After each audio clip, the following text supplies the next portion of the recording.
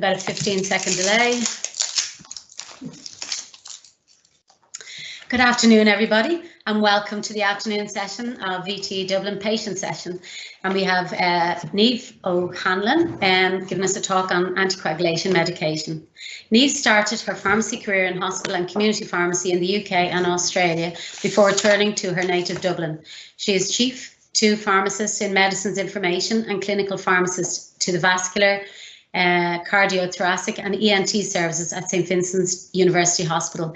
She has a passion for improving medication safety for patients and a special interest in anticoagulation, presenting nationally and internationally on venous thromboembolism prevention. Thank you, Niamh, and I'll hand it over to you. Thanks very much, Anne-Marie, and hopefully you can all hear me. So here's my talk on anticoagulant medication, and we'll have time for questions and answers at the end. Yeah. See if we can get it to work.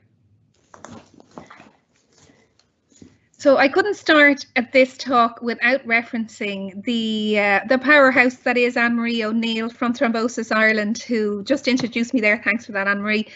And this was her initiative last year, which was an amazing initiative in the east of Ireland, the Stop the Clot initiative, raising awareness of the prevalence of blood clots in Ireland among the general public. And this is staff of Vincent's University Hospital.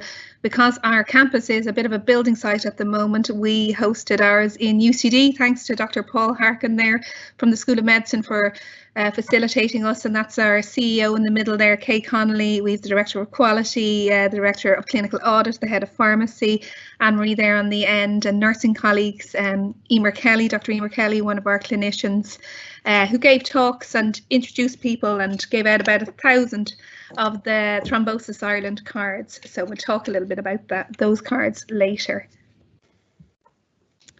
So today we're going to talk about anticoagulants. Now my focus will be on oral anticoagulants, on warfarin and the direct oral anticoagulants, but also in hospital we'll see mainly low molecular weight heparins, enoxaparin and tinzaparin, or on occasion heparin. There are a few others, but they're rarely used. And I suppose the main lesson is that you're only ever on one anticoagulant, either oral or injectable. This was certainly more of an issue when the DOACs, the direct oral anticoagulants, came out a few years ago. Healthcare staff were very familiar with warfarin, but weren't as familiar with the newer agents. So on occasion, we may see people who were unintentionally on both an injectable and an oral, but luckily because that is a lot less frequent, and education among staff and the awareness and also the prevalence of use of the DOACs has made our frontline staff aware that these are anticoagulants. So how do they work? What do they do? There's a clotting cascade which puts the fear down my back trying to remember it. It is quite complicated, but the anticoagulants work to slow down they stop the production of fibrin, and many clots contain fibrin in it, and they slow down the activity of clotting factors. That's how they work. They don't dissolve clots, but they stop them getting bigger, and from getting bigger, hopefully from moving to another part of the body. So it's the consequences of the clots that we're trying to stop. What about aspirin? It's a common question because aspirin is thought of as a blood thinner. Is aspirin not an anticoagulant?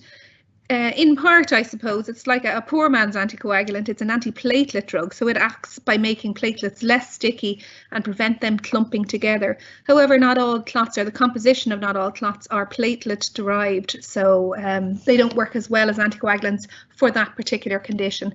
And in fact, there may be some of you who are on aspirin and an anticoagulant.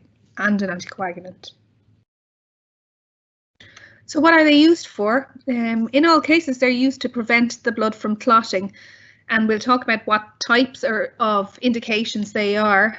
One of the main issues would be the prevention and treatment of venous thromboembolism, which is a combined term for deep vein thrombosis, DVT, and pulmonary embolism. And Thrombosis Ireland actually have a short video on that, which I'll try and play to see if it'll do it. We'll give it a go. Now, we'll see.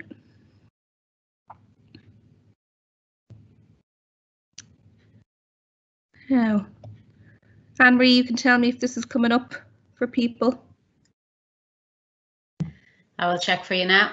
It hasn't come up yet. No, because Okay. you're not sharing your screen. So if you share with me first, you need to share with it me first. Sure, will do. Now, share my screen.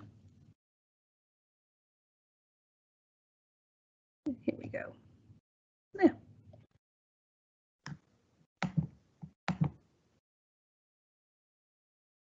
Now that should be it now. Is there volume? Yeah. I'll just.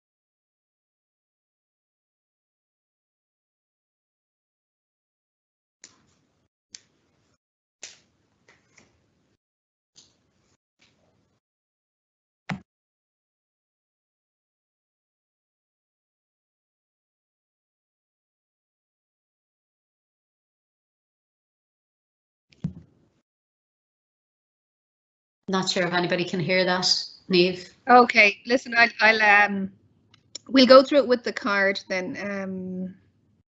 Hold on a second now. That's a pity, but sure, hey, these things happen. Now, let's see if I share back again.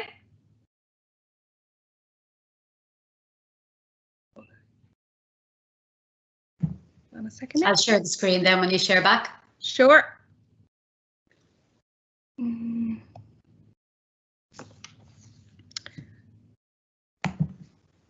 Now, are we good? That's your video. Great. It's fine. So it's just not running, but the little link is down there on YouTube. Venous Thromboembolism Ireland, if you're looking for it. The other main reason that anticoagulants are used in Ireland are in the prevention of atrial fibrillation, or AFib. It's a type of irregular heartbeat. 1 in 5 of us in our lifetime will have it, and 2 in 5 of us over 80. So it's probably the most common reason why patients in Ireland are taking anticoagulation is in relation for atrial fibrillation. One of the important points is it may not stop the fluttering feeling that atrial fibrillation can give. However, it stops the consequences of it. So it's taken to prevent the consequences of AFib, which can be progression to stroke or a transient ischemic attack, or a mini stroke, sometimes it's called. So you can see there on the right the symptoms. Has your face fall on one side? Can you raise your arms? Or even if your walking is affected, is your speech slurred? Time to call 999 or 112 because time is of the essence. Now the little blood clot alert card, and Anne-Marie told me there's 17 languages available for the blood clot alert card that you can get from Thrombosis Ireland. You can contact them at the email below and get in touch with their printer to have it printed in different languages. One of the key things I'd like to highlight is that 60% of clots happen in hospital or in the 90 days following admission. So people are aware of the long train or long plane or even train or car journeys can cause blood clots. Or even that the pill, the contraceptive pill or HRT can be a cause of it, but we're not as familiar with the hospital admission, or the 90 days post-hospital admission is responsible for most or 60% of blood clots. So this little card is a handy little credit card sized booklet that you could have, or your little card you can have in your wallet, to remind you if you're out with someone and they said that they'd swelling in or pain or redness in their leg, if they had chest pain or coughing, that you could think, hold on a second, weren't you in for a procedure 6 weeks ago or 8 weeks ago somewhere? Let's have a look at this, and you know, you need to get that checked out. There are certain people who are at higher risk of developing blood clots if you're pregnant or have recently had a baby in the last 6 weeks. If you have cancer at the moment, and there are particular types of cancers more than others that are more prone to causing blood clots. Again, highlighting that if you're admitted to hospital or you've been immobile, so if you've had a cast on your leg, or if you've been in bed for a few days. So when you come into hospital in Ireland, all patients in all hospitals should be risk assessed to see if you need to have thromboprophylaxis or prevention to prevent you getting a VTE or a blood clot. So that should be happening whether you're in a public or a private hospital, and that is happening in Ireland today, which is a good thing. So what anticoagulant are people on, and why are they on them? It depends on the indication of what you're using the anticoagulant for. There's a lot of research in different indications which suggest one anticoagulant may be preferable over another. So certainly over time, if we were doing this talk 10 years ago, all of us who were on an anticoagulant, or pretty much all of us, would have been on warfarin. With the advent of the DOACs, things have changed. Now, there will still be people who are still on warfarin, and warfarin is a good drug. And also, you're kind of minded on warfarin because of the patient monitoring aspect of it. We keep an eye on you, which is a good thing. But the choice will depend, as I say, on what the indication is, why you're taking it, and what your particular circumstances are. For patients with kidney impairment or renal impairment, there may be preferences over others. With those with a history of stomach ulcers, there are certain anticoagulants which would have a more profound history of causing more serious stomach hemorrhage issues, so we might avoid those. Patients with a risk of falls, again, we're looking at the consequence of falls and maybe head injury with falls, that we're looking for an anticoagulant with a possibly more benign bleeding side effect profile. And the patient monitoring I mentioned, certainly on warfarin, we keep more of an eye on you than we might do if you're on DOACs. And interaction with another drugs, depending on what you're on already, may predicate which of the anticoagulants that we'd like to use for you. Swallowing difficulties, again, is another issue to consider. Some of the anticoagulants can cause indigestion or some stomach problems, and again, we would choose some over the others depending on that. And the patient weight, particularly for those patients who are more than 120 kilos or even more than 140 kilos, there may be a preference in anticoagulant. And again, there's a compliance or an adherence issue as a person to say, look, I can remember to take something once daily, but twice daily might be just too hard to do with the newer agents, because they don't, if it's hard for you to remember to take that second dose in a day, then you're not generally covered for the reason that you're taking it. Their anticoagulant effect isn't very long, so that might come into play as well. And for some people, whether there's a reversal agent available, and we'll talk about that in a few minutes. So firstly, warfarin. Warfarin, a once daily drug. It's been around for decades and widely used globally. So it's best to take it at the same time each day. I like referring to it as the Goldilocks drug, the individualized dosing. Anne-Marie and I could take the exact same dose and have a very different response to that dose.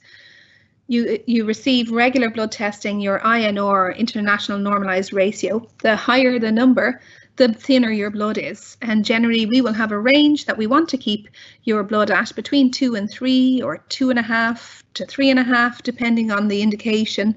But as I say, the higher the number, the thinner your blood will be. There are 2 main brands available in Ireland, and it's best to stick to the same brand each time. So if you're going to your community pharmacist and you receive a different brand, you could ask them, listen, I'm normally on the Teva brand, or I'm normally on the Warfarin brand. Do you still have it? On occasion there are shortages and we can't do anything about that, but it's worth telling your INR, your anticoagulation monitoring service, if you have been changed. It does have quite a few interactions, warfarin. If you come into antibiotics, is one of the things that can throw it off sync. So your INR could be ticking along nicely, your results are 2.3, 2.5, 2.4, and then your frequency of testing has become less frequent because you're on the pig's back, everything's going fine, and then you get a chest infection and you're started on some antibiotics. It's worth contacting your anticoagulation service if that happens, in case they want to see you more frequently, to see in case it puts the warfarin out of sync. Not so much of an issue if you're in hospital, because we'll be checking your INR anyway, so we can work around that in the hospital, more if you're at home. But have a chat with your community pharmacist and your GP, because they'll be more aware of which antibiotics tend to more affect warfarin than others. So the antidote or reversal agent for warfarin is vitamin K, and its effect can be decreased by foods that are rich in vitamin K. Now, having said this, it's fairly hefty amounts of food, so you'd want to be well into your green leafy vegetables, like by the bucket load, as opposed to not avoiding them altogether, or saying, right, I'm never going to eat a Brussels sprout because I'm on warfarin. That's not necessary, and most people will be fine. It's things like any fad diets or vast differences in diet from what you would normally take could cause problems. I'd even seen ice cream come up, but to be honest, I think it's either a pint or a litre. You'd have brain freeze before you'd have issues, I'd say, with warfarin from the amount of ice cream you'd have to have. Cranberry juice has come up consistently as an issue, and more recently has been debunked to a degree that it is a problem, but it is certainly reported that if you're taking cranberry juice, that it can affect the INR. And the same with some of our anticoagulant monitoring services have said about Exputex cough syrup, which is commonly used over the counter in Ireland. Although we haven't seen a report formally that it's a problem, that they had seen in their practices, saying, look, if you can stay away from Exputex, because they'd seen some issues with INR changes. So it's anything drastic in diet.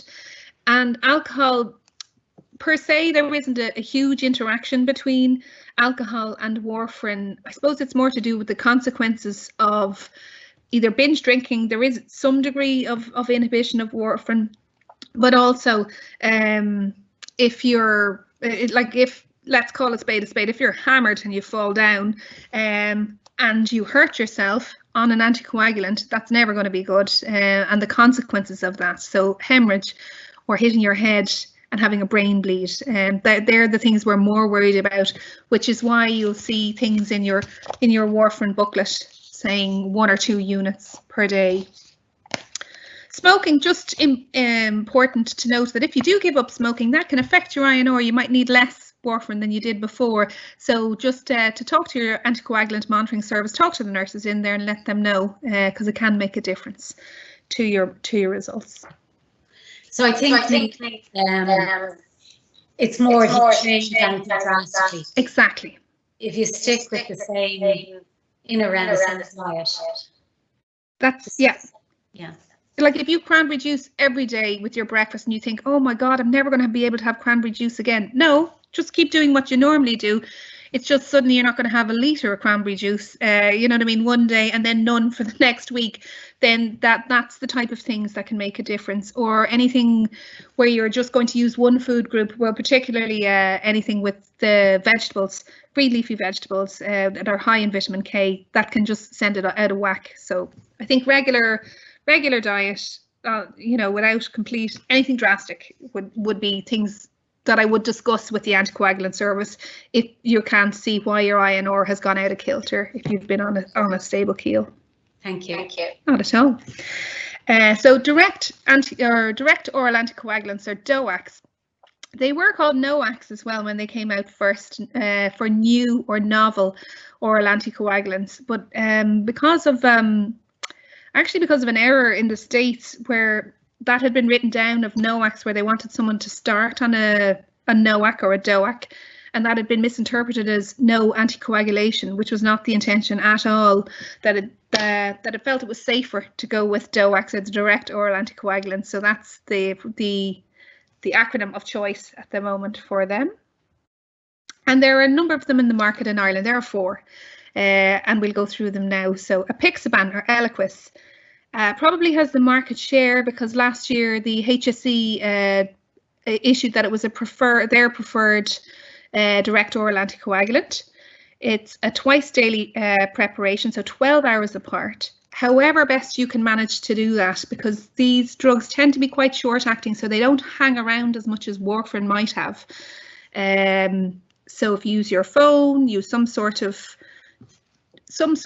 aid memoir if you need one, to decide I'm going to take it at 8 o'clock, 8 a.m. and 8 p.m. or 10 a.m. and 10 p.m. Something to make it as easy as possible to take them 12 hours apart. It doesn't matter to Apixaban whether you take it with or without food, it'll be absorbed equally well. If you're on it, we will check your kidney function every 6 weeks to 3 months. We should do, just to keep an eye on you, because the dose may change depending on what your renal function, your kidney function is. Also, the guidance may be different depending on how you're taking it, or for what reason you're taking it. So there may be a loading dose at the start if you're taking it for a venous thromboembolism or a blood clot, but that mightn't be the case if you're taking it for atrial fibrillation or for stroke prevention. So that's Apixaban or Eliquis. Dabigatran or Pradaxa was the first DOAC that was available in Ireland. So this came on the market about 8 years ago, I'd say, here, and it was licensed initially for prevention of clots after knee and hip surgery for 2 weeks or 5 weeks respectively. But the clinicians in Ireland were on the ball and were watching the research that was going on, and off-label, before it was licensed for same, started using it mainly for patients with AFib. So there were certain patients that they thought, rather than starting this person on warfarin, I'm going to start them on Pradaxa or Dabigatran. It comes in different strengths there. However, it tends to have more, it's harder on the stomach and has more serious GI hemorrhage side effects than some of the newer agents. So we don't as routinely see it. And for those people who we see it on, they've been generally on it for a while.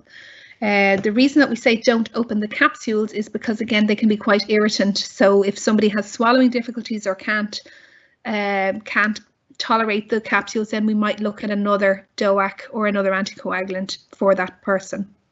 Again, twice daily, 12 hours apart, and we're, with all of the DOACs, we're checking your kidney function periodically to make sure the dose is appropriate for you. Edoxaban is the newer kid on the block. It's been around for a while, though, or Elixiana is its brand name. It's a once daily product. The dose will depend on your renal function, so whether it's 60 milligrams once a day or 30 milligrams once a day. It can be taken with or without food, and same time each day. And like the other DOACs, we're going to check your kidney function periodically. And finally, Rivaroxaban or Xarelto.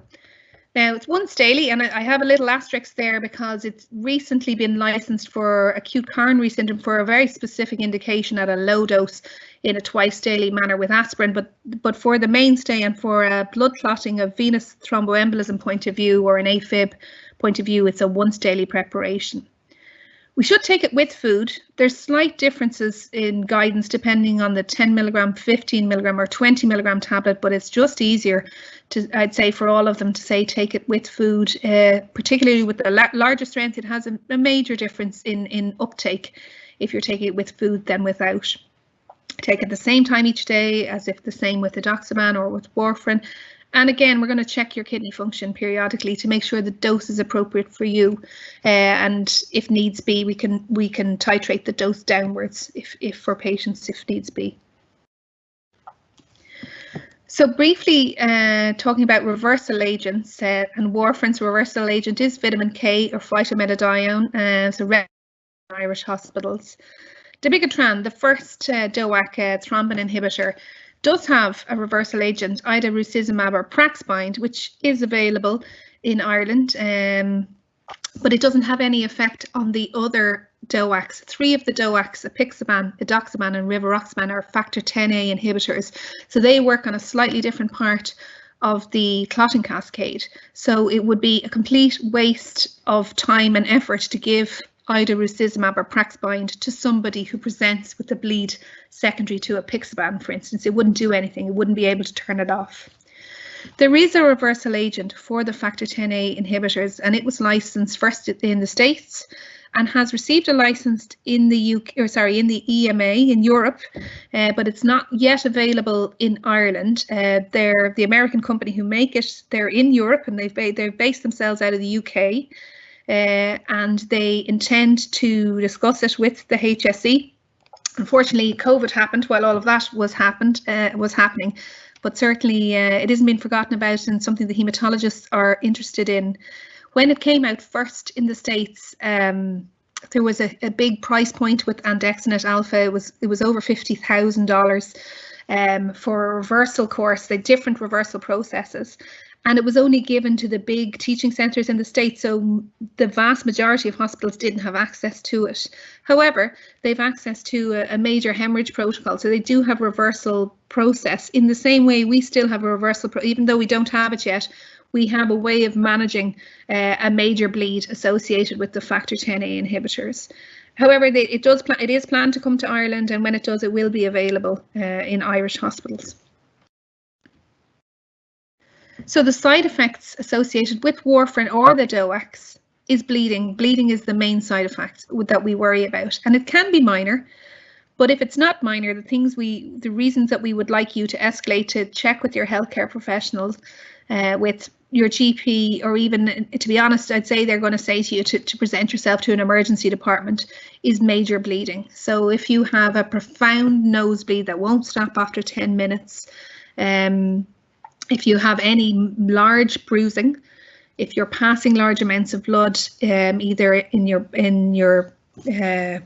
urine or from your bowel, then don't take any more anticoagulants and present yourself to an emergency department. Bleeding can be minor, so if you're shaving, if you cut yourself, it will stop. It'll just take longer to stop. If you have a period, the period may be heavier than normal on an anticoagulant. So that's like, when you consider what you're using it for and why you're using it, it's not unexpected. It's just the more severe bleeding we would like to get checked out. Black stools, blood in the stools, blood in the urine, severe headache, or dizziness and weakness, get that checked out. Contact your doctor. So general points or questions that we're asked when people are started anticoagulants: how long will I take it for? So how long I'll take it for will depend on why I'm taking it. So for AFib, I suppose it's generally long-term or lifelong. And for a blood clot, it depends on the blood clot, depends on where it is, it depends if you've had a pulmonary embolism, depends if you've had the clot above or below your knee, and the particular clinical scenario associated with that. Generally, even for patients who are on it short term, you're talking 3 to 6 months, and then a review with the clinician that's initially started you on it to have a discussion as to going forward, whether they want you to stay on it, stay on a lower dose of it, or to stop it altogether. I should have mentioned, I suppose, for patients there with cancer, and where we know that certain cancers are more prothrombotic than others, or more likely to cause blood clots than others. We have seen a shift in recent years from low molecular weight heparin, where they used to use an injection once a day to prevent against blood clots, towards DOACs or the newer agents, and it's great to see those global trials taking place and showing more evidence. Because if you don't have to take an injection, great if you can take a tablet instead. In relation to missed doses, in general, and all of the DOACs and warfarin will have detailed guidance in relation to what to do, but in general, don't double up. I wouldn't. It depends on the time of how long ago it is that the dose was due, but don't take 2 to make up for one left out by accident. Alcohol we've mentioned, and it's more to do with the consequences of alcohol rather than direct interactions between the two of them. So just mind yourself. So informing healthcare professionals, and by that, who are we talking about? You're talking about your doctor, your dentist, your pharmacist, and then massage therapists. That's my Australian colleagues with that. People who are working with you or working on you to make them aware that you're taking in an anticoagulant, because it may make them modify their practice, knowing what you're on. Contact sports, and I haven't put it in there, but in general, sports are good, but yeah, maybe ease off on the boxing or any sort of contact, or taekwondo or anything like that. You'd need to have a chat with a clinician in relation to the risk assessment but avoid contact sports but in general other types of sports are fine.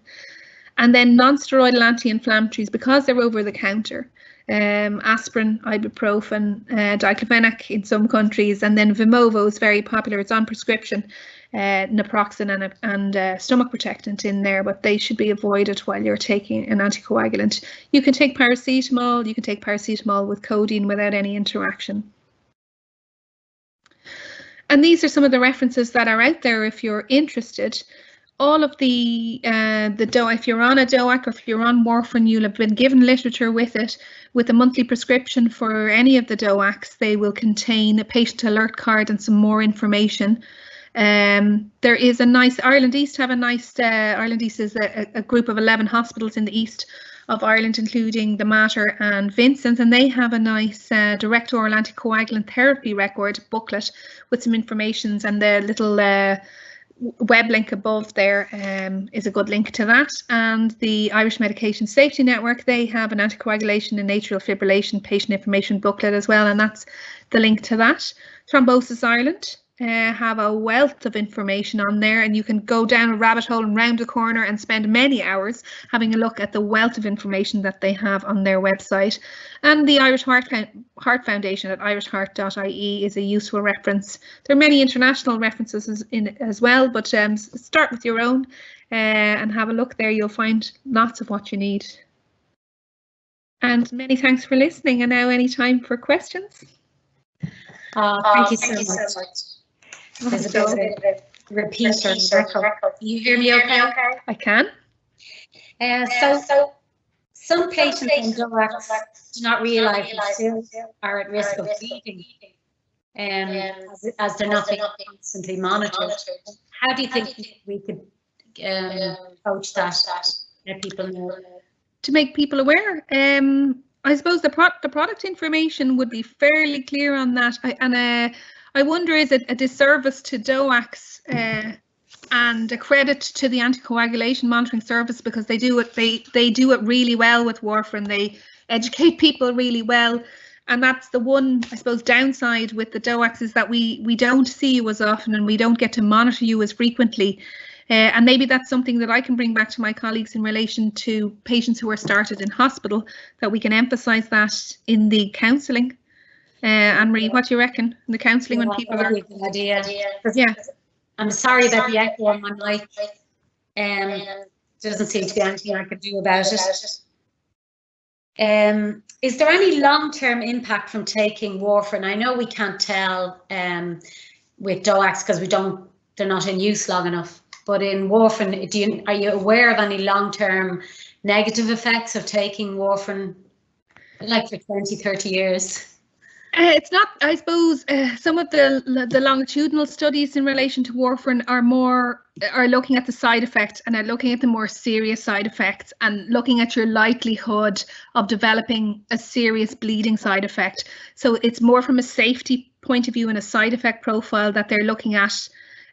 What's your likelihood over 10 years, over 20 years, over 30 years of developing a serious gastric bleed, or even a brain bleed? And that's where some of the DOACs would have, even in the short-term data that we have, would have an edge. Having said that, warfarin is a really good drug, and once it's monitored and we can keep an eye on you, that's something that hopefully shouldn't be an issue, because I know for some people who'll be on warfarin that's the only option for them at the moment, because trials have been done, and for their particular indication it isn't better to switch to a direct oral anticoagulant. I'd say I know what you're saying, Anne-Marie, but I suppose that to me is the main issue. It's in relation to bleeding risk over time. Okay, no, it was just mentioned at a previous talk that the heparin, they know that it affects the bones long term, so that's why they wouldn't do it like as a long-term thing. And I'm just wondering, had anything ever been found out that about warfarin, because I'm particularly taking it myself, so I'm interested. That's the question. I'm not aware of any osteoporosis with warfarin, but you know what, I'll have a look into it and I'll come back to you on that. Okay, thank you. Next question, how often do you need a blood test to check for kidney function when you're on a DOAC? That's going to differ depending on what your starting range is at. So I'm going to say if you're starting on it for the first time, we should check you out within 3 months. We'll have a baseline when you're starting, and we should check you out within 3 months. So, and I think it's reasonable to say to your GP, can I have a blood test? If we in the hospital haven't called you back for one to make sure that we're still on the right track and that we don't need to change the dose. Okay. So there are some European guidelines on that. It'll change depending on what your baseline kidney function is. So then in general, then when you're on it and they've decided that you're long-term on it, is it every 6 months? Is it every year? Or does that depend on your age or your, It'll depend on your baseline, and I think it'll be done at least yearly. At least yearly is and for some people more frequently than that. So I like that you're saying at least once a year. So if any patients are listening that are on a DOAC, then just be aware, contact your doctor and just say, I haven't had a blood test this year. I would like to check my kidney function or baseline or whatever you, yeah, that's good. So it's really important to be clear on this because it's all very vague. People arriving at A&E with a DVT or a PE and are being put on a DOAC and sent home, so they're not admitted. They told you'll hear from us within 3 months. Sometimes they don't. So it's about taking ownership, I suppose, and insisting that after 3 months that you're seen by somebody, as you said, check your baseline. And then after that, to ensure that at least once a year that you have your blood test just to check your kidney function. Can you just explain to everybody why you have to check kidney function? Why is that so important when you are taking a DOAC? Good question, Anne-Marie. So if we look at the DOACs in particular, they are metabolized and they use the kidney to varying functions. So there are some. So if somebody's kidney function is not working at an optimal level, we can accumulate the amount of anticoagulant in our system so it's working too well. So if that's the case, then we want to bring down the dose and use a lower dose to do the same job. So literally taking into account if somebody's kidney function isn't working at 100%, if it's just working at 60%, well then we want to take that into account with the dose of DOAC that we're giving someone. Because we don't want to accumulate it. We don't want to, like Goldilocks in the porridge, we don't want the blood to be too thin, because if the blood's too thin, then we're going to see the bleeding consequences from that. So it affects basically the health of your kidneys affects how the drug functions. Absolutely. So it affects how it's cleared from your body. So it'll accumulate in your body. If your kidney function isn't working at 100%, we may need to tweak the dose, and there are options in relation to dose or change to one of the DOACs that is less reliant on your kidney for metabolism or for breaking it down out of your system. Okay. Patients whose medications are blister packed do not receive an alert card, and actually that rings a bell to me because there is one of the DOACs that shouldn't be blister packed, is there? Yeah, so with Dabigatran or Pradaxa, it's sensitive to moisture, so they wouldn't ever put that in a blister pack. The others possibly might, but you're right. I hadn't thought about that, and that's something that I can certainly raise with my colleagues in community pharmacy, how that's communicated to patients, that to make sure that they get the alert card. I'll ask them in the Irish Pharmacy Union if that's been flagged or dealt with already. Okay, so just a little reminder to everybody listening, if you are on Dabigatran or Pradaxa, that you don't put it into separate tablet box or whatever, you leave it in its proper tablet pack until you're ready to use it, because it's sensitive to light, is it? It's sensitive to water, I think it is. It's more than anything else. It's like it'll inactivate it. It won't work as well as it would do. It's sensitive to moisture in the air. Is from what I remember, that's what it doesn't like. So it will make the tablet not work as well as it would do, which is why it's protected in the blister. Okay, so one last question. Hi, have you heard of patients under 40 on warfarin tell you they experience palpitations, tiredness, heaviness in their limbs when their blood goes above their target INR range? Do you believe that this could be a symptom of a high INR? I haven't heard that specifically, but I have heard similar, that patients will have, without having had their INR checked, will have an inkling that it's going to be high, or it's going to be low, but generally it's going to be high, that they have an increased sensitivity to cold, or that they feel that their blood is thinner, that they have an inkling that it's going to be high. So it's not, Yeah, I would say I have heard similar to what that person suggests, that they know it's going to be out of kilter. Yes, I agree with you, and it is about kind of listening to your body, and we say this all the time. Your body is really smart, and if you get used to how you feel at each of those stages, whether you're bang on range or whether you're under, your INR is lower or higher, you kind of know that feeling. When you're on it long enough, you get to know it, and you just trust yourself, basically. Yep. I'd agree with that, Anne-Marie, absolutely. Okay, that's fantastic. We've no more questions in, Niamh, and thank you so much. That was really interesting, and I hope everybody else enjoyed it. Thanks a million. Just hold on the line there. Thanks very much, Anne-Marie.